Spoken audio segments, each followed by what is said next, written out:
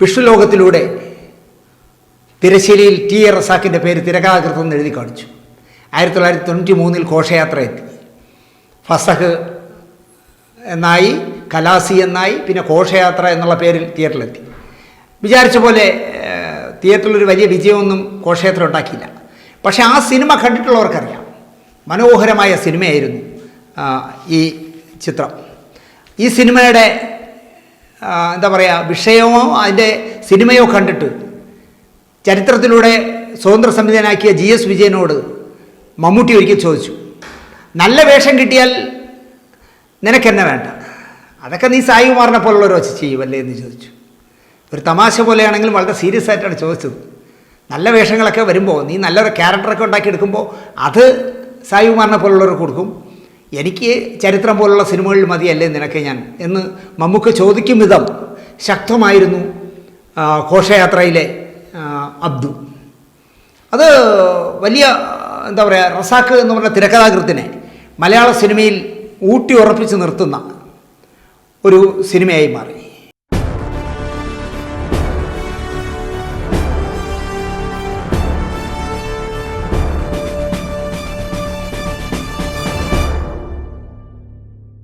നമസ്കാരം.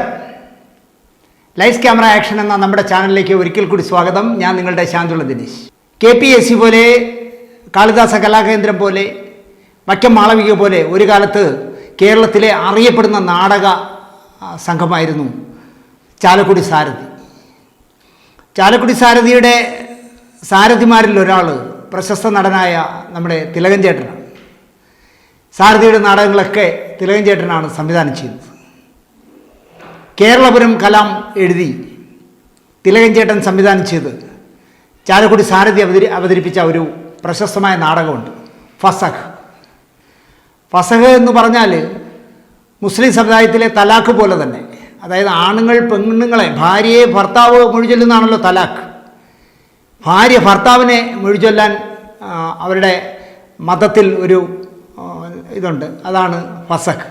ഈ പറയുന്ന ഫസഹ് എന്ന് പറഞ്ഞ നാടകത്തിലെ നായികയായ ഷക്കീല, ബഹുമാനപ്പെട്ട ഖത്തീബ് മഹൽ അധികാരിക്ക് പള്ളിക്കൽ തൊടി മൊയ്തീൻകുട്ടി മഹൽ ഷക്കീല എഴുതുന്ന ഒരു സെൻറ്റൻസ് ഉണ്ട്. ഭർത്താവ് അബ്ദു തലാഖ് ചൊല്ലാത്തതിനാൽ മഹറായി തന്ന 4 പവൻ സ്വർണ്ണമള തിരിച്ചു നൽകിക്കൊണ്ട് ഞാൻ അബ്ദുവിനെ ഫസഹ് ചൊല്ലുന്നു എന്നാണ് ആ വരിയിൽ എഴുതിയിരുന്നത്. വളരെ കോളിലൊക്കെ ഉണ്ടാക്കിയ നാടകമായിരുന്നു ഫസഹ്. അവതരിപ്പിച്ച മിക്കവാറും സ്ഥലങ്ങളിൽ എന്താ പറയുക, ചേരിതിരിഞ്ഞ് പ്രശ്നങ്ങളുണ്ടാക്കിയ നാടകമായിരുന്നു ഫസഹ്. കേരളപുരം കലാം എന്ന് പറയുന്ന അനുഗ്രഹീത നാടകൃത്തിൻ്റെ പേനത്തുമ്പിൽ ജന്മം കൊണ്ടതാണ് ഫസഹ്. തിലകൻ ചേട്ടനാണ് സംവിധാനം ചെയ്തത്. ചാലക്കുടി സാരഥിയുടെ എല്ലാമായിരുന്നു തിലകൻ ചേട്ടൻ. നാടകം തുടങ്ങുന്നതിന് മുമ്പ് നിങ്ങളോട് സംസാരിക്കുന്നത് തിലകനാണ് എന്ന് പറയുമ്പോൾ തന്നെ ആയിരക്കണക്കിന് ആൾ കൂടുന്ന ഉത്സവപ്പറമ്പിൽ പിൻ ഡ്രോപ്പ് സൈലൻ്റ് ആവും. നാടകത്തെക്കുറിച്ച് 2 വാക്ക് എന്ന് പറഞ്ഞ് തിലകൻ ചേട്ടൻ ഏത് നാടകം സംവിധാനം ചെയ്താലും അതിലൊരു 2-3 സെൻറ്റൻസ് പറയും. ഫസഹിനെ കുറിച്ചും തിലകൻ ചേട്ടൻ്റെ ആമുഖ പ്രഭാഷണത്തോടു കൂടിയാണ് നാടകം തുടങ്ങുന്നത്. വളരെ വിവാദമായ ഒരു വിഷയമായിരുന്നു. കാരണം ഭർത്താവ് ഒരു മന്ദബുദ്ധി പോലെ ഉള്ള ഒരു ഭർത്താവിനെ തനിക്ക് വേണ്ട എന്നും ദാമ്പത്യ ജീവിതം ശിഥിലമായി പോയതുകൊണ്ട് അയാളെ ഒഴിവാക്കി തരണമെന്ന് പറഞ്ഞിട്ട് ഒരിക്കലും ഈ അബ്ദു എന്ന് പറഞ്ഞ ഭർത്താവ് മൊഴിചൊല്ലാൻ തയ്യാറല്ലായിരുന്നു. അയാൾക്ക് ഷക്കീലയെ ഭയങ്കര ഇഷ്ടമായിരുന്നു. അങ്ങനെ നിവർത്തികേടുകൊണ്ട് അവസാനം ഷക്കീല ഭർത്താവിനെ മൊഴിചൊല്ലാൻ തീരുമാനിച്ചതാണ് വിഷയം. വളരെ ആനുകാലിക പ്രസക്തമായ വിഷയമായിരുന്നു ഫസഹ് എന്ന് പറഞ്ഞ നാടകം. ചരിത്രത്തിലൂടെ സംവിധായകനായി മാറിയ, സ്വതന്ത്ര സംവിധായകനായി മാറിയ GS വിജയൻ അടുത്ത ഏതൊരു സബ്ജക്റ്റ് എന്നുള്ള ആലോചന നടക്കുന്ന സമയത്ത് തിലകൻ ചേട്ടൻ പറഞ്ഞിട്ടാണ് GS വിജയൻ ഫസഹിനെ കുറിച്ച് കേൾക്കുന്നത്. ഫസഹ് എന്ന് പറഞ്ഞാൽ നാടകം കണ്ടു, നാടകം വായിച്ചു, അദ്ദേഹത്തിന് ഭയങ്കര ഇഷ്ടപ്പെട്ടു. ഈ നാടകം സിനിമയാക്കാൻ തീരുമാനിച്ചു. സിനിമയാക്കാൻ തീരുമാനിച്ചപ്പോൾ അതിന് തിരക്കഥ എഴുതാൻ ഒരാൾ വേണം. GS വിജയന് താല്പര്യം ലോഹിതദാസിനെ കൊണ്ട് ചെയ്യിക്കുന്നതായിരുന്നു. പക്ഷേ തിലകൻ ചേട്ടൻ പറഞ്ഞു, ലോഹിയല്ല ഇത് എഴുതേണ്ടത്, മലബാർ മുസ്ലിം ഭാഷ നന്നായിട്ട് തഴക്കമുള്ള ഒരാൾ എഴുതിയാൽ മാത്രമേ ഇത് നിലനിൽക്കൂ.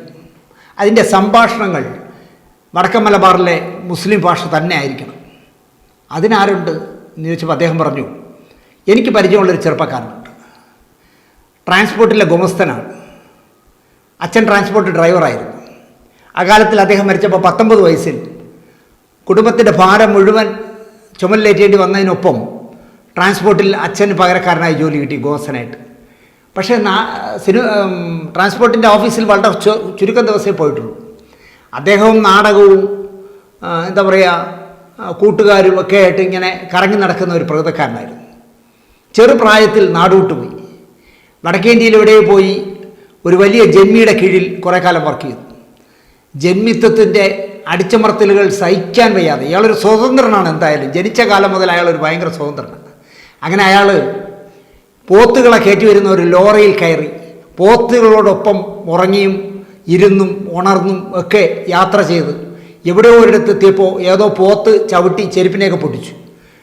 ലോറി എവിടെയോ ഒരു ഓരത്തൊതുക്കിയപ്പോൾ റോഡിൻ്റെ സൈഡിൽ ഒതുക്കിയപ്പോൾ അവിടെ ഒരു പള്ളി കണ്ടു.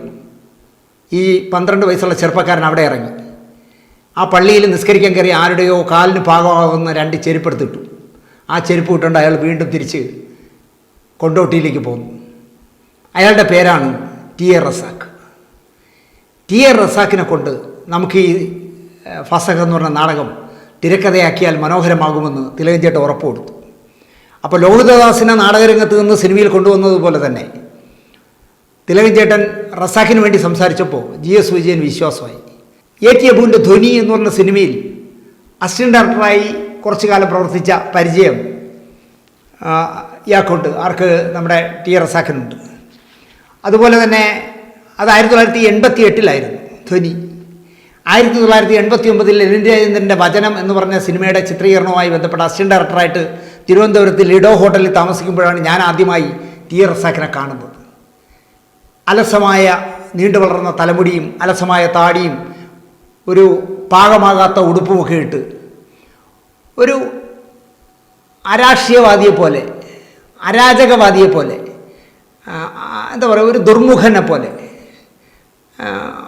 നമ്മൾ ചോദിക്കുന്നതിന് മാത്രം ഉത്തരം പറയുന്ന ഒരു ചെറുപ്പക്കാരനായിരുന്നു അന്ന് റസാഖ്.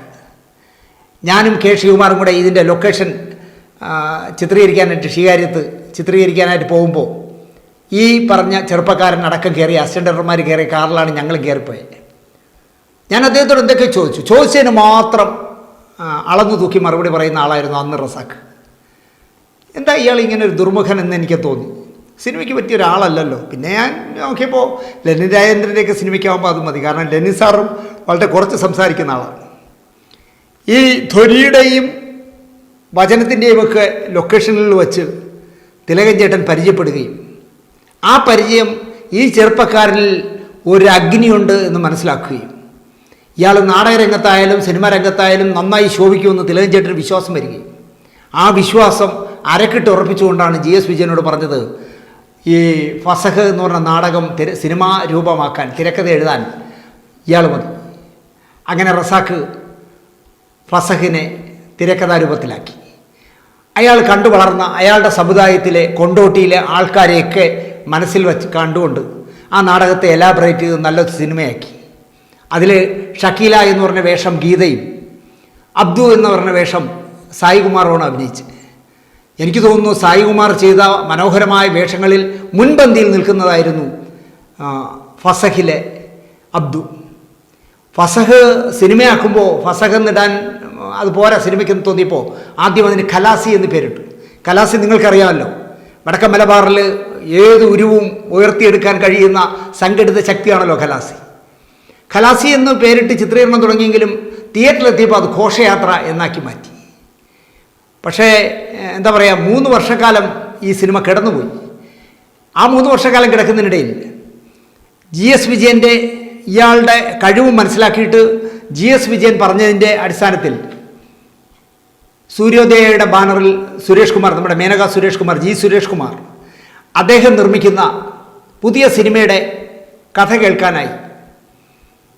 അത് സംവിധാനം ചെയ്യുന്നത് കമലായിരിക്കും. അപ്പോൾ ആ സിനിമയ്ക്ക് വേണ്ടി ഒരു കഥ പറയാൻ ഇയാൾ ചെല്ലുകയും അങ്ങനെ എന്താ പറയുക കമലിന് വേണ്ടി അല്ലെങ്കിൽ സുരേഷ് കുമാറിന് വേണ്ടി അദ്ദേഹം എഴുതിയ വിഷ്ണുലോകം എന്ന് പറഞ്ഞ മോഹൻലാൽ അഭിനയിച്ച സിനിമ 1991 തിയേറ്ററിലെത്തി. വിഷ്ണുലോകം ടി.എ. റസാഖിൻ്റെ സ്വപ്നങ്ങളിലുള്ള ഒരു സബ്ജക്റ്റുമല്ല, എഴുത്ത് രീതിയുമല്ല. പക്ഷേ പ്രദർശന രംഗത്ത് വലിയ വിജയമായി വിഷ്ണുലോകം, വലിയ വിജയമായി. അങ്ങനെ 1991 വിഷ്ണുലോകത്തിലൂടെ തിരശ്ശേരിയിൽ ടി എ റസാക്കിൻ്റെ പേര് തിരക്കഥാകൃത്തെന്ന് എഴുതി കാണിച്ചു. 1993 ഘോഷയാത്ര എത്തി. ഫസഹ് എന്നായി, കലാസി എന്നായി, പിന്നെ ഘോഷയാത്ര എന്നുള്ള പേരിൽ തിയേറ്ററിലെത്തി. വിചാരിച്ച പോലെ തിയേറ്ററിലൊരു വലിയ വിജയമൊന്നും ഘോഷയാത്ര ഉണ്ടാക്കിയില്ല. പക്ഷേ ആ സിനിമ കണ്ടിട്ടുള്ളവർക്കറിയാം, മനോഹരമായ സിനിമയായിരുന്നു ഈ ചിത്രം. ഈ സിനിമയുടെ എന്താ പറയുക, വിഷയമോ അതിൻ്റെ സിനിമയോ കണ്ടിട്ട് ചരിത്രത്തിലൂടെ സ്വതന്ത്ര സംവിധാനാക്കിയ GS വിജയനോട് മമ്മൂട്ടി ഒരിക്കൽ ചോദിച്ചു, നല്ല വേഷം കിട്ടിയാൽ നിനക്കെന്നെ വേണ്ട, അതൊക്കെ നീ സായികുമാറിനെ പോലുള്ളവർ വെച്ച് ചെയ്യുമല്ലേ എന്ന് ചോദിച്ചു. ഒരു തമാശ പോലെയാണെങ്കിലും വളരെ സീരിയസ് ആയിട്ടാണ് ചോദിച്ചത്. നല്ല വേഷങ്ങളൊക്കെ വരുമ്പോൾ, നീ നല്ലൊരു ക്യാരക്ടറൊക്കെ ഉണ്ടാക്കിയെടുക്കുമ്പോൾ അത് സായികുമാറിനെ പോലുള്ളവർക്ക് കൊടുക്കും, എനിക്ക് ചരിത്രം പോലുള്ള സിനിമകളിൽ മതിയല്ലേ നിനക്ക് ഞാൻ എന്ന് മമ്മൂക്ക ചോദിക്കും വിധം ശക്തമായിരുന്നു ഘോഷയാത്രയിലെ അബ്ദു. അത് വലിയ എന്താ പറയുക, റസാക്ക് എന്ന് പറഞ്ഞ തിരക്കഥാകൃത്തിനെ മലയാള സിനിമയിൽ ഊട്ടി ഉറപ്പിച്ച് നിർത്തുന്ന ഒരു സിനിമയായി മാറി. അദ്ദേഹം ഘോഷയാത്രയ്ക്ക് ശേഷം നിരന്തരമായി തുടരെ ഒരുപാട് സിനിമകൾ എഴുതി. 15 ദിവസം മതി ഒരു തിരക്കഥ എഴുതാൻ. പക്ഷേ നമ്മൾ 15 ദിവസം കൊണ്ട് എഴുതിയാൽ തിരക്കഥാകൃത്തിന് ഒരു വിലയുണ്ടാവില്ല എന്ന് പറഞ്ഞ് ഈ തിരക്കഥയിൽ എഴുതി പേരും പ്രശസ്തിയായപ്പോൾ നല്ല ഉഴപ്പനായി മാറിയ മനുഷ്യനായിരുന്നു. ജീവിതത്തെ ആഘോഷമാക്കി കണ്ട, അല്ലെങ്കിൽ ജീവിതത്തെ വകവയ്ക്കാതെ ജീവിച്ച ഒരു കലാകാരനായിരുന്നു ടി എ റസാക്ക്. ഒരുപാടുണ്ട് ടി എ റസാക്കിനെ കുറിച്ച് പറയണമെങ്കിൽ ഒരുപാട് പറയാനുണ്ട്. ടി എ റസാക്കിൻ്റെ ജീവിതം ഒരു കുടുംബത്തിൻ്റെ ഭാരം മുഴുവൻ ചുമലിലുണ്ടായിരുന്നു എന്ന് ഞാൻ തുടക്കത്തിൽ പറഞ്ഞല്ലോ. അതുകൊണ്ടാണോ എന്ന് എനിക്കറിയില്ല. ട്രാൻസ്പോർട്ടിൽ കയറിയപ്പോൾ 900 രൂപയായിരുന്നു ശമ്പളം. 900 രൂപ ശമ്പളം വാങ്ങിയാൽ പിറ്റേ ദിവസം മുതൽ കടം വാങ്ങി തുടങ്ങും ആളുകളിൽ നിന്ന്. കാരണം കുടുംബ ബാധ്യത അത്രയും റസാക്കിന് ഉണ്ടായിരുന്നു. കടം വാങ്ങിയ ആളുകളെ പേടിച്ച് വെളുപ്പാങ്കാലത്ത് വീട്ടിൽ നിന്ന് പോവുകയും പാതിരാവിൽ വീട്ടിലേക്ക് മടങ്ങിയെത്തുകയും ചെയ്യുന്ന ഹതഭാഗ്യനായിരുന്നു റസാക്ക്. ഒരിക്കലും ഒരുപാട് സിനിമകൾക്ക്, മോഹൻലാലിൻ്റെ പടത്തിന്, മമ്മൂട്ടിയുടെ പടത്തിന്, സുരേഷ് ഗോപിയുടെ പടത്തിനൊക്കെ തിരക്കഥ എഴുതിയെങ്കിലും, ജയറാമിൻ്റെ പടത്തിന് ഒക്കെ തിരക്കഥ എഴുതിയെങ്കിലും എന്നും സമ്പന്നനേ ആയിരുന്നില്ല റസാക്ക്. അതെന്തുകൊണ്ടാണെന്ന് ചോദിച്ചാൽ അദ്ദേഹത്തിൻ്റെ വഴിവിട്ട ജീവിതങ്ങളെന്ന് പറയേണ്ടി വരും. നല്ല മദ്യപാനിയായി മാറി ഏതോ ഒരു ഘട്ടത്തിൽ വെച്ച്. ആരൊക്കെ ഉപദേശിച്ചാലും അത് കേൾക്കാത്ത രീതിയിൽ നല്ല മദ്യപാനിയായി റസാക്ക്. റസാക്കിൻ്റെ അനിയൻ അതിൻ്റെ പിന്നാലെ തിരക്കഥാകൃത്തായി രംഗത്ത് വന്നു, ടി എ ഷാഹിദ് ബാലേട്ടൻ എന്ന് പറഞ്ഞൊരു മനോഹരമായ സ്ക്രിപ്റ്റ് എഴുതിയിട്ടുണ്ട്, മോഹൻലാൽ നായകനായിട്ടുള്ള. മാമ്പഴക്കാലമടക്കം ഒരുപാട് സിനിമകൾക്ക് എഴുതി അദ്ദേഹം. രാജമാണിക്യം വലിയ വിജയമായതല്ലേ. അങ്ങനെയൊക്കെ എഴുതിയ ആളാണ് ടി എ ഷാഹിദും ചെറുപ്രായത്തിൽ മദ്യത്തിന് അടിമയായി മാറി. ഷാഹിദ് ഒരു ഹിന്ദു പെൺകുട്ടിയെ കല്യാണം കഴിച്ചു. മതപണ്ഡിതന്മാരും ബന്ധുക്കളും ഒക്കെ പറഞ്ഞു ആ പെൺകുട്ടിയെ മുസ്ലിമാക്കണം. അവിടെ ഷാഹിദിന് പിന്തുണ കൊടുക്കാൻ ഒരാളെ ഉണ്ടായിരുന്നുള്ളൂ, അത് ടി എ റസാക്കാണ്. റസാക്ക് പറഞ്ഞ് ഞാൻ ജീവിച്ചിരിക്കുമ്പോൾ സമ്മതിക്കില്ല. അവനൊരു ഹിന്ദു പെൺകുട്ടിയെ കല്യാണം കഴിച്ചുവെങ്കിൽ അവൾ ഹിന്ദുവായി ജീവിക്കും, അവൻ മുസൽമാനായിട്ട് ജീവിക്കും. അവൾക്ക് എപ്പോഴെങ്കിലും മുസൽമാൻ ആവണം, മുസ്ലിം സ്ത്രീ ആവണമെന്നുണ്ടെങ്കിൽ അവളായിക്കോട്ടെ, അല്ലെ എവൻ എപ്പോഴെങ്കിലും ഹിന്ദു ആവണമെങ്കിൽ ആവട്ടെ, ആരും നിർബന്ധിച്ച് ആരെയും ഒരു മതത്തിലേക്ക് മാറ്റാൻ പറ്റില്ല എന്ന് ശടിച്ച ആളായിരുന്നു ടി എ റസാക്ക്. റസാക്ക് എഴുതിയ 31 സിനിമകൾക്ക് തിരക്കഥ എഴുതിയ റസാക്ക്. ഉറപ്പിച്ച് പറയാം, എത്ര കച്ചവട മേന്മയുള്ള അല്ലെങ്കിൽ കച്ചവട സിനിമയായാലും ശരി, കലാമേന്മയുള്ള സിനിമയായാലും ശരി, ആ 31 തിരക്കഥകളിലും റസാക്കിൻ്റെ കയ്യൊപ്പുണ്ടായിരുന്നു. കാണാക്കിനാവ് എന്ന് പറഞ്ഞ് സിബി മലയിലിന് വേണ്ടി ഒരു സിനിമ എഴുതി. മികച്ച കഥയ്ക്കും മികച്ച തിരക്കഥയ്ക്കുമുള്ള സംസ്ഥാന അവാർഡ് നേടി. മികച്ച പ്രമേയത്തിനുള്ള ദേശീയ അവാർഡ് നേടി. 1000-ലൊരുവൻ, പെരുമഴക്കാലം, ഉത്തമൻ, മൂന്ന് ആർട്ടിസ്റ്റുകൾ അഭിനയിച്ചത്. 1000-ലൊരുവൻ കലാഭമണിയായിരുന്നു. പെരുമഴക്കാലത്തിൽ ദിലീപും വിനീതുമായിരുന്നു. ഉത്തമൻ ജയറാമായിരുന്നു. 3 സിനിമകൾക്കും 3 തവണയായി സംസ്ഥാന അവാർഡ്, മികച്ച കഥയ്ക്കുള്ള സംസ്ഥാന അവാർഡ് റസാക്കിന് നേടാനായി. 3-ാം നാൾ ഞായറാഴ്ച എന്ന് പറഞ്ഞൊരു സിനിമ സംവിധാനം ചെയ്തു. അതാണ് അവസാനമായി ചെയ്തത്. പെരുമഴക്കാലം എന്ന് പറഞ്ഞ സിനിമ നിങ്ങൾ കണ്ടിരിക്കുമല്ലോ. മീര ജാസ്മിനും കാവ്യ മാധവനും മനോഹരമായി മത്സരിച്ച് അഭിനയിച്ച സിനിമയായിരുന്നു. ആ സിനിമ പനോരമ സെലക്ഷൻ നേടിയ സിനിമയായിരുന്നു. ആകാശം എന്ന് പറഞ്ഞ സിനിമയ്ക്ക് വേണ്ടി ഒരു പാട്ട് എഴുതിയിട്ടുണ്ട് ഇദ്ദേഹം. 6 നാടകങ്ങൾ എഴുതി.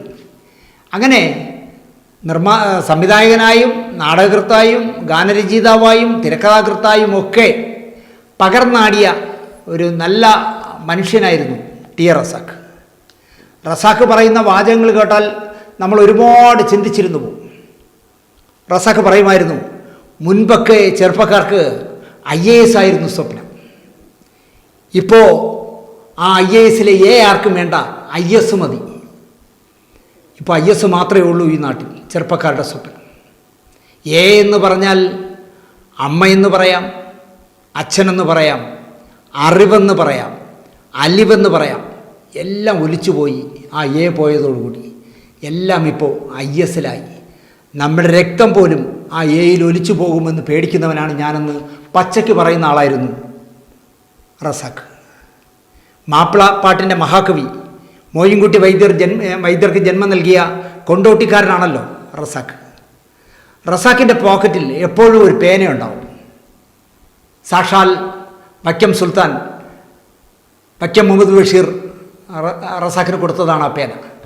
അപ്പോൾ പേനയിൽ ഭയങ്കര കമ്പമുള്ള ആളാണ് ഞാൻ. എവിടെ വെച്ച് കണ്ടാലും ഞാൻ ചുമ്മാ റസാഖിൻ്റെ പോക്കറ്റിൽ നിന്ന് ആ പേന ഊരി ഇങ്ങനെ നോക്കിക്കൊണ്ട് നിൽക്കും. ഞാൻ ഇങ്ങനെ നോക്കി ആസ്വദിക്കുന്നതിൽ പിടിച്ചു വാങ്ങിക്കും. റസാഖ് വാങ്ങിച്ച് കുത്തിയിട്ട് പറയടാ, ഇത് വൈക്കം സുൽത്താൻ തന്നതാണ് എന്ന് പറഞ്ഞ് കുത്തും. എന്നിട്ട് എന്നോട് പറയും, എടാ എന്നെങ്കിലും ഞാൻ മരിച്ചു എന്നറിഞ്ഞാൽ നീ കൊണ്ടോട്ടിയിലേക്ക് ചെന്നാൽ മതി, ഈ പേന നിനക്ക് തരും, ഇതിൻ്റെ അടുത്ത അവകാശി നീയാണ്. ഞാൻ പറഞ്ഞു, നിങ്ങൾ ചുമ്മാ ഇരുന്നേ എന്ന് പറയും. ഇല്ലടാ, ഒരുപാട് കാലമൊന്നും ഇനി റസാഖ് ഉണ്ടാവില്ല എന്നെപ്പോഴും പറയുമായിരുന്നു. ആ റസാഖിൻ്റെ ഏത് ഫോട്ടോയിലും നിങ്ങൾ നോക്കി നോക്കൂ, വൈക്കം മുഹമ്മദ് ബഷീർ കൊടുത്ത ആ പേന അദ്ദേഹത്തിൻ്റെ പോക്കറ്റിലുണ്ട്. അതുപോലെ തന്നെ ഇവിടെ ആദർശങ്ങൾ പറയുന്ന ഒരുപാട് പേരുണ്ട്. ഒരിക്കലും ഈ ആദർശം പറയുന്ന പലരും പ്രവൃത്തി കാണിക്കാറില്ല. ഉപരിപ്ലവമായി പുറം ലോകത്തിൻ്റെ മുമ്പിൽ ജാട കാണിക്കാൻ വേണ്ടി പറയുന്നവരാണ്. റസാഖ് 2 കല്യാണം കഴിച്ചു. ഒന്ന് ഔദ്യോഗികമായി ആദ്യം ഒരു കല്യാണം കഴിച്ചു, അതിൽ 2 കുട്ടികളായി. അത് കഴിഞ്ഞ് വേണമെങ്കിൽ അയാളുടെ കൂട്ടുകാരിയെന്നോ മകളോ എന്നൊക്കെ പറയാവുന്ന പ്രായത്തിലുള്ള ഒരു സുന്ദരിയായ രണ്ടാമതൊരു കുട്ടിയെ കൂടെ കല്യാണം കഴിച്ചു രഹസ്യമായിട്ട്. 2ലും കൂടി 4 കുട്ടികൾ, രണ്ടാമത്തേലും 2 കുട്ടികൾ. ഈ 4 കുട്ടികളെ കൊണ്ടും റസാഖ് വിളിപ്പിച്ചിരുന്നത് റസാഖിനെ അച്ഛ എന്നായിരുന്നു. റസാഖ് പറയുന്നത് അച്ഛ എന്ന് വിളിക്കുന്നതിനൊരു ബാപ്പ എന്ന് വിളിച്ചാൽ മതി, പക്ഷേ ആ ബാപ്പ എന്ന് വിളിക്കുന്നതിനൊരു ആത്മബന്ധത്തിൻ്റെ കുറവുണ്ട്. അതുകൊണ്ട് എൻ്റെ കുട്ടികൾ എന്നെ അച്ഛ എന്ന് വിളിച്ചാൽ മതി എന്ന് പറഞ്ഞ് വളർത്തിയ ആളായിരുന്നു റസാഖ്. റസാഖിന് ഞാൻ നേരത്തെ പറഞ്ഞല്ലോ 2 ഭാര്യമാർ, ഖബറുന്നീസയും ഷാഹിദയും. സുനിലാസ് സംഗീത എന്ന് പറഞ്ഞ 2 കുട്ടികൾ ആദ്യത്തേതിൽ, രണ്ടാമത്തേതിൽ സുനി അനുഷ് എന്ന് പറഞ്ഞ 2 പേര്. അതിൽ ഒരു ആൺകുട്ടിയാണ്.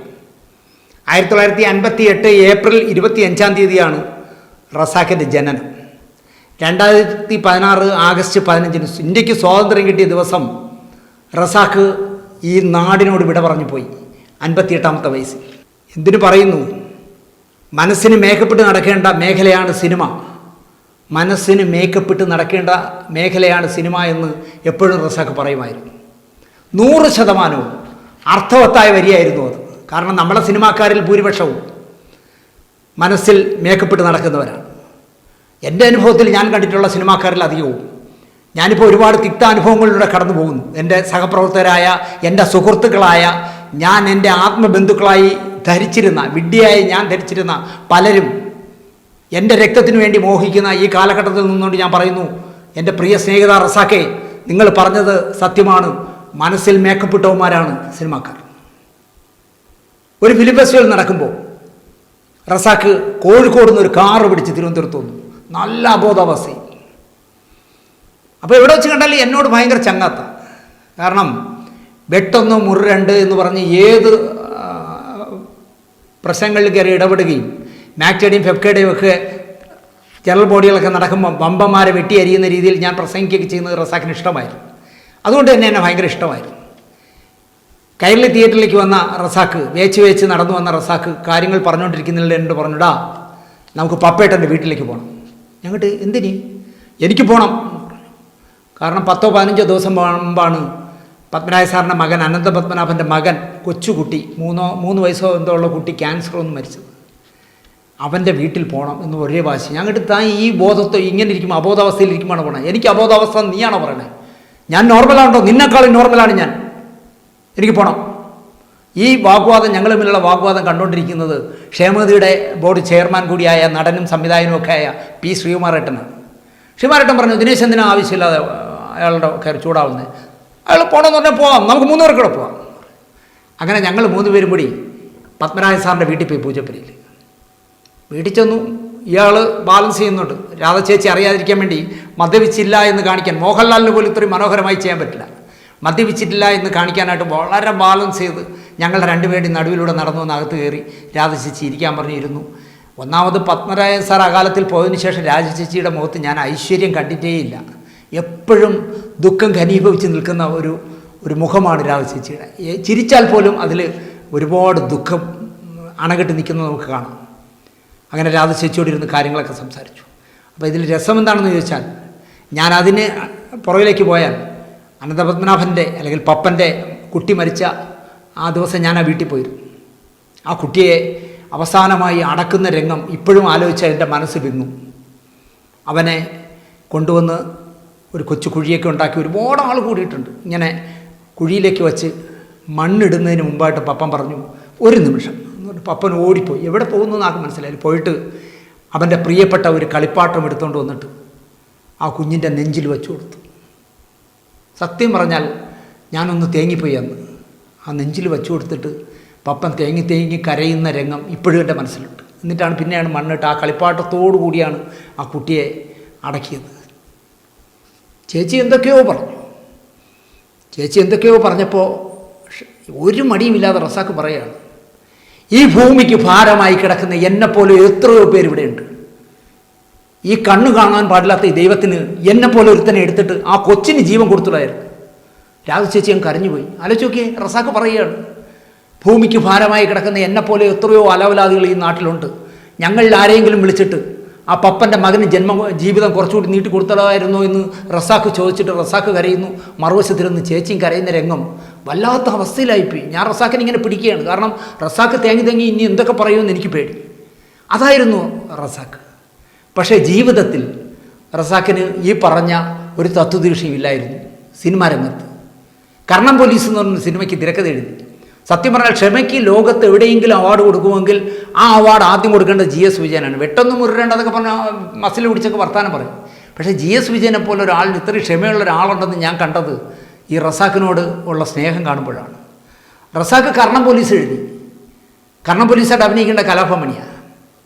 കുറച്ചു കാലം 1 ലൈൻ ചർച്ച, തിരക്കഥ എഴുതുന്നിടത്തുനിന്ന് മുങ്ങൽ, അഡ്വാൻസ് വാങ്ങൽ, പൈസ അപ്പോഴപ്പോഴൊക്കെ ഒരുപാട് ലക്ഷങ്ങൾ വാങ്ങി. കർണം പോലീസ് എങ്ങും എത്തിയില്ല. കലാഭമണിയുടെ പണിക്ക് പോയി, വേറെ പണിക്ക് പോയി. കുറച്ച് കാലം കഴിഞ്ഞ് വീണ്ടും GS വിജയനും റസാക്കും കൂടി പൊടി തട്ടിയെടുത്ത് കർണം പോലീസ് വീണ്ടും തുടങ്ങുന്നു. മമ്മൂട്ടി നായകൻ, കർണം പോലീസായിട്ട് മമ്മൂട്ടി.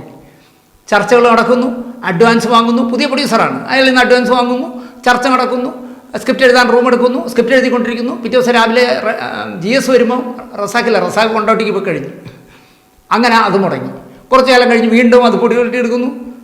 കല്ലൂർ ശശി പ്രൊഡ്യൂസ് ചെയ്യുന്നു, GS വിജയൻ ഡയറക്റ്റ് ചെയ്യുന്നു, ഇന്ദ്രജിത്ത് കർണം പോലീസാവുന്നു. ഈ പറഞ്ഞ പ്രക്രിയകൾ തന്നെ വീണ്ടും നടക്കുന്നു. ഒന്നും എത്തുന്നില്ല. കർണം പോലീസ് എവിടെ പോയി? ഇങ്ങനെ കുറേ പേരെ തിരക്കഥ എഴുതി കൊടുക്കാമെന്ന് പറഞ്ഞ് റസാക്ക് വലിച്ചു. അവസാനം റസാക്കിന് എണീറ്റിരിക്കാൻ വയ്യാത്ത രീതിയിൽ രോഗഗ്രസ്തനായി മാറി. അമിതമായ മദ്യപാനവും. അപ്പോൾ ഇതിനിടയിൽ പറയേണ്ടത്, ഷാഹിദ് മരിച്ചു കഴിഞ്ഞ് ഞാൻ ഇയാളെ കാണുമ്പോൾ ഞാൻ പറഞ്ഞു, റസാക്ക് നിങ്ങളുടെ ബാധ്യത അല്ലെങ്കിൽ ഉത്തരവാദിത്വം കൂടുകയാണ്. ഷാഹിദിൻ്റെ കുടുംബത്തിൻ്റെ ഉത്തരവാദിത്വം കൂടി നിങ്ങളിലാണ്. ഇനി നിങ്ങളെങ്കിലും ഒരു മനുഷ്യനായി ജീവിക്കണം. ഞാനെല്ലാം നിർത്തി ശാന്തി എന്നൊക്കെ പറഞ്ഞിട്ട് ഒരു ദിവസം എന്നോട് കുറേ ഡയലോഗ് അടിച്ച്. ഒന്നും സംഭവിക്കില്ല എന്ന് എനിക്ക് പറയാം. റസാക്കിൻ്റെ മുഖത്തൊക്കെ അറിയാം, നീ ഒരു മണ്ടൻ, അല്ലെങ്കിൽ നീ ഈ ലോകത്ത് എന്തിനാ ജീവിക്കണം, സുഖിച്ച് ജീവിക്കാനുണ്ടാത്ത നീ ഒരു മണ്ടൻ എന്നുള്ള രീതിയിൽ റസാക്ക് നിൽക്കുക. ഞാൻ നിർത്തി ശാന്തി, ഇനി മദ്യപാനമൊന്നുമില്ല എന്നൊക്കെ പറഞ്ഞു. പക്ഷേ അത് അവസാനം റസാക്കിനെ ഒരു വലിയ രോഗഗ്രസ്തനാക്കി മാറ്റി. അമൃത ഹോസ്പിറ്റലിൽ അഡ്മിറ്റായി. അവിടെ ഇരുന്നുകൊണ്ട് കാലിൽ വീർത്ത നീര് വന്ന കാലൊക്കെ എടുത്ത് സുഹൃത്തുക്കൾക്കൊക്കെ ഫോട്ടോ എടുത്ത് അയച്ചു കൊടുത്തു. എൻ്റെ അവസ്ഥ ഇതാണെന്നൊക്കെ പറഞ്ഞിട്ട്. കൈ 10 പൈസയില്ല. അങ്ങനെ വരുമ്പോൾ നമ്മളെ കോഴിക്കോട് രഞ്ജിത്തിൻ്റെയൊക്കെ പ്രിയപ്പെട്ട കുഞ്ഞാപ്പുവാണ് റസാക്ക്. കുഞ്ഞാപ്പുവിനൊരു ഫണ്ട് ഉണ്ടാക്കാനായിട്ട് കോഴിക്കോട്ടൊരു ഷോ വയ്ക്കാൻ തീരുമാനിച്ചു. മോഹൻലാലിനെ ആദരിക്കുന്നു. മോഹൻലാലിനോട് കാര്യം പറഞ്ഞത് ടി എ റസാക്കിൻ്റെ ചികിത്സാ ചെലവിന് വേണ്ടിയാണ്. മോഹൻലാൽ സമ്മതിച്ചു. മോഹൻലാലിനൊപ്പം മോഹൻലാലിനെ ശ്രദ്ധേയനാക്കിയ 10 സംവിധായകരെ അവിടെ ആദരിക്കുന്നു. വലിയ ചടങ്ങാണ്, വലിയൊരു എമൗണ്ട് കിട്ടത്തക്കവണ്ണം ചടങ്ങ് പ്ലാൻ ചെയ്തു. അതിൽ നിന്ന് കിട്ടിയ ഏതൊരു ചാനലുകാർ കൊടുത്ത വലിയൊരു തുക അഡ്വാൻസ് കൊണ്ടുവന്ന് അമൃത ഹോസ്പിറ്റലിൽ എത്തിച്ചു. ആശുപത്രിയിൽ ബില്ലടയ്ക്കാനുള്ള തുടക്കത്തിലുള്ള അടയ്ക്കാനുള്ള പൈസ അടച്ചു. കരളൊക്കെ മാറ്റി വയ്ക്കേണ്ടതാണ്. 40-50 ലക്ഷം രൂപയാണ്. അങ്ങനെ ട്രീറ്റ്മെൻറ്റ് തുടങ്ങി. റസാക്ക് തന്നെ അത്ഭുതപ്പെട്ടു പോയി. എൻ്റെ സുഹൃത്തുക്കൾ എനിക്ക് വേണ്ടി, ഞാൻ ഇനിയും ഈ ലോകത്ത് ജീവിച്ചിരിക്കണമെന്ന് ആഗ്രഹിക്കുന്ന എൻ്റെ സുഹൃത്തുക്കൾ എനിക്ക് വേണ്ടി ഇതൊക്കെ ചെയ്യുന്നല്ലോ എന്നുള്ള അത്ഭുതത്തിൽ റസാക്ക് അവിടെ കിടന്നു.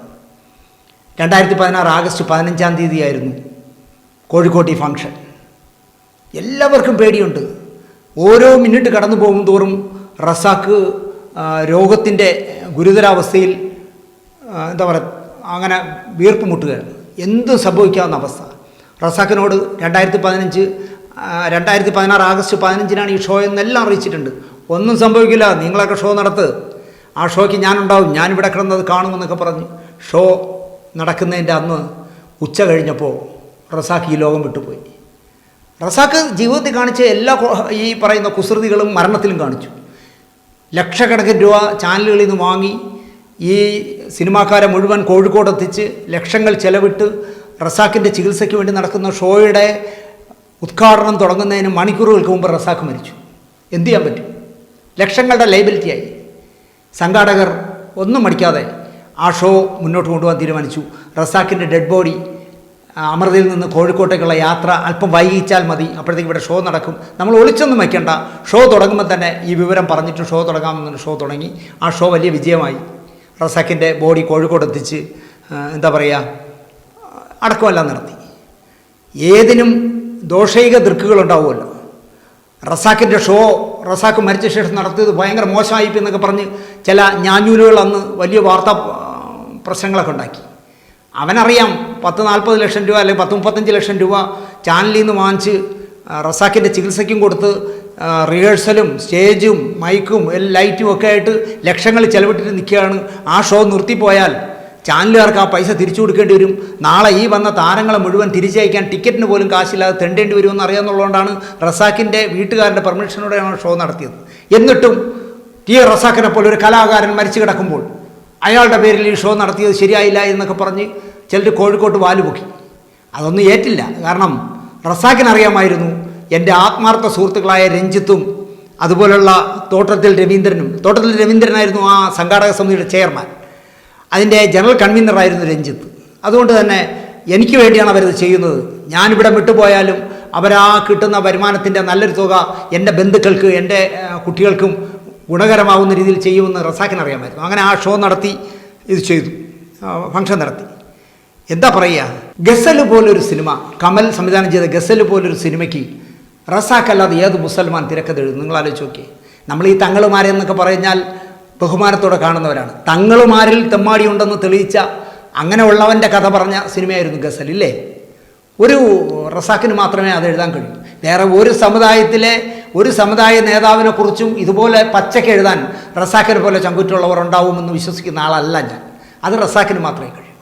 അവസാനമായി ഈ ഷോ അവസാനിപ്പിക്കുന്നതിന് മുമ്പ്, ഈ പറയുന്ന കഥ അവസാനിപ്പിക്കുന്നതിന് മുമ്പ് റസാക്കിനെ ചതിച്ച ഒരു കഥ കൂടെ പറഞ്ഞില്ലെങ്കിൽ എനിക്ക് കുറ്റബോധം തോന്നും. അല്പ സ്ത്രീ വിഷയത്തിലൊക്കെ താല്പര്യമുള്ള റസാക്കിൻ്റെ സുഹൃത്തായ സംവിധായകൻ മദ്രാസിൽ ഏതൊരു സിനിമയുടെ വർക്കിന് പോയി. അവിടെ പോയി സ്റ്റുഡിയോ വർക്കും കാര്യങ്ങളൊക്കെ കഴിഞ്ഞ് സ്ത്രീ വിഷയത്തിൽ ഇത്തിരി കുഴപ്പക്കാരനാണ്. പുറമേക്ക് നല്ല ആട്ടം തോലിട്ട ചെന്നൈയാണ്. അവിടെ സ്ത്രീ വിഷയവും കാര്യങ്ങളൊക്കെ കഴിഞ്ഞ് അദ്ദേഹം നാട്ടിൽ വന്ന് അദ്ദേഹത്തിൻ്റെ ഇഷ്ട പ്രാണേശ്വരി പെട്ടിയിലുള്ള ഡ്രസ്സുകളെല്ലാം കുടഞ്ഞു വാരി വാഷിംഗ് മെഷീനിലിടുമ്പോൾ അതിൽ 2-3 പാക്കറ്റ് കോണ്ടം കിടക്കുന്നു. അവർ ഞെട്ടി. അവർ ഭയങ്കര സംഹാര രുദ്രയായി ഭർത്താവിനോട് ചോദിച്ചു, ഇതെന്താ എന്ന് ചോദിച്ചു. ഒന്നും പഠിക്കാതെ പുള്ളി പറഞ്ഞു, ഞാൻ എന്ത് പറയാൻ, ആ റസാക്കിൻ്റെ റൂമിൽ കിടന്നതാണ്, ഞാൻ കുറേ വഴക്കൊക്കെ പറഞ്ഞിട്ട് അതെല്ലാം വാരി എൻ്റെ ബാഗിലിട്ടു. അവനെ പറഞ്ഞാൽ അവൻ കേൾക്കില്ല എന്നൊക്കെ പറഞ്ഞു. റസാക്കിൻ്റെ തലയിൽ വെച്ച് കൊടുത്തു. റസാക്കാണെങ്കിലോ ഈ സംവിധായകൻ്റെ ഭാര്യയെ കാണുന്ന സ്വന്തം സഹോദരിയെ പോലെ, ഒരമ്മ പെറ്റ സഹോദരിയായിട്ട് കാണുന്ന, ബഹുമാനിക്കുന്ന, സ്നേഹിക്കുന്ന, അവരിൽ നിന്ന് ആഹാരം വാങ്ങി കഴിക്കുന്ന ആളായിരുന്നു റസാക്ക്. സംവിധായകൻ ഊരി. എന്നിട്ട് സംവിധായകൻ തന്നെ വിളിച്ച് റസാക്കിനോട് പറഞ്ഞു, ഇങ്ങനൊരു അബദ്ധം പറ്റി, എൻ്റെ പെട്ടിയിൽ ഇങ്ങനെ ഇന്ന സാധനങ്ങൾ കണ്ടു, അവൾ ഭാര്യ കണ്ടുപിടിച്ചു, ഞാൻ പെട്ടെന്ന് നിൻ്റെ പേര് പറഞ്ഞിട്ടുണ്ടേ എന്ന് പറഞ്ഞു. റസാക്ക് ഒരു മറുപടി പറഞ്ഞില്ല. മരിക്കുന്നത് വരെ റസാക്ക് പിന്നെ ആ വീട്ടിൽ പോയിട്ടില്ല. കാരണം ആ സഹോദരിയുടെ മുഖത്ത് എങ്ങനെ നോക്കും? തെറ്റ് ചെയ്യാത്ത റസാക്ക്. ആ തെറ്റിൻ്റെ കുരിശ് ചുമക്കേണ്ടി വന്ന് മരിക്കുന്നത് വരെ. അയാൾ പിന്നെ ആ വീട്ടിൽ പോയിട്ടില്ല. എന്നോട് പറഞ്ഞതാണ്, ദിനേശേ ആ ദ്രോഹി എൻ്റെ പേര് പറഞ്ഞത് ദിനേശേ. അയാൾക്ക് വേറെ മലയാള സിനിമയിൽ ആരെല്ലാം പേര് പറയാം. ഞാൻ സഹോദരിയായി കാണുന്ന, എന്നെ സഹോദരനായി കാണുന്ന അയാളുടെ ഭാര്യയോട് അയാൾ ഒരു മടിയുമില്ലാതെ പറഞ്ഞു അത് റസാക്കിൻ്റെ റൂമിൽ കിടന്നാണെന്ന്. എന്തൊരു ദ്രോഹമെന്ന് ആലോചിക്കുക ദിനേശ്. ഞാൻ പറഞ്ഞു ഒരൊറ്റ ആഴി അയാളെ ചെവിട്ടിൽ അടിച്ചു കൊടുക്കണ്ടേ എന്ന് വെച്ചു. നിനക്കത് പറയാം, ഞാനെങ്ങനെ അടിക്കും? എനിക്ക് അടിക്കാൻ പറ്റുമോ? നിനക്ക് പറയാമെന്നുള്ളതല്ല, നീ ആലോചിച്ച് നോക്കുക. എനിക്ക് അടിക്കാൻ പറ്റില്ല, അത്രയും ആത്മബന്ധമുള്ള ആളല്ലേ. ഞാനെങ്ങനെ എന്ത് ചെയ്യും? മരിക്കുന്നവരെയും റസാഖ് അത് കാണുമ്പോഴൊക്കെ എന്നോട് പറയുന്നു. അതിനുശേഷം മരിക്കുന്നത് വരെയും റസാഖ് ആ സഹോദരിയെ കണ്ടിട്ടില്ല, ആ സംവിധായകൻ്റെ ഭാര്യയെ കണ്ടിട്ടില്ല. അങ്ങനെ ഒരു ചതിവിൻ്റെ കഥ കൂടി പറഞ്ഞുകൊണ്ട് ഒരുപാട് കഥകളുടെ ഭണ്ഡാരമായിരുന്നു ടി ആർ റസാഖ്. അത് പൂർത്തീകരിക്കാനാവാതെ അകാലത്തിൽ പിരിഞ്ഞുപോയ എൻ്റെ ചങ്ങാതി ടി ആർ റസാഖ് കാണുമ്പോഴൊക്കെ വൈക്കം സുൽത്താൻ്റെ പേന, എനിക്ക് സ്നേഹത്തോടെ തന്ന ഈ പേന നിനക്ക് അവകാശപ്പെട്ടതാണ്, ഞാൻ മരിച്ചാൽ നിനക്കാണ് ആ പേന എന്ന് എന്നെ എപ്പോഴും കൊതിപ്പിച്ചിരുന്ന റസാഖ്. ഞാൻ ഡെഡ് ബോഡി കാണാനൊന്നും പോയിട്ടില്ല, ആ ഷോയ്ക്കും പോയിട്ടില്ല. അന്നെന്തോ എനിക്കെന്തോ അല്പം തിരക്കുണ്ടായിരുന്നു, കോഴിക്കോട് എത്താൻ പറ്റാത്തൊരു അത്ര തിരക്കുണ്ടായിരുന്നു.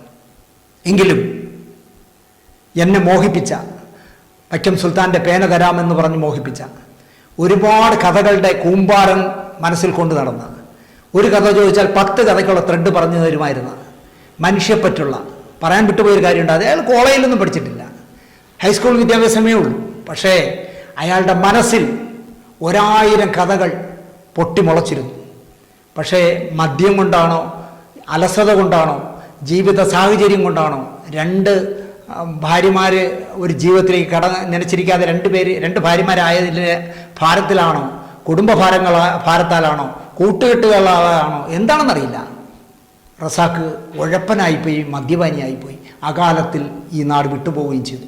എൻ്റെ പ്രിയ സ്നേഹിത റസാഖെ, ഞാൻ ജീവിച്ചിരിക്കുന്നിടത്തോളം കാലം തൻ്റെ പോക്കറ്റിൽ കിടക്കുന്ന ആ സ്വർണ്ണ നിറമുള്ള പേനയും കപട ലോകത്ത് ജീവിക്കാൻ അറിയാത്ത എൻ്റെ സുഹൃത്തായ റസാഖിനെയും എന്നും ഓർക്കും എന്ന് മാത്രം പറഞ്ഞുകൊണ്ട് ഈ എപ്പിസോഡ് ഇവിടെ അവസാനിപ്പിക്കുന്നു. നന്ദി, നമസ്കാരം.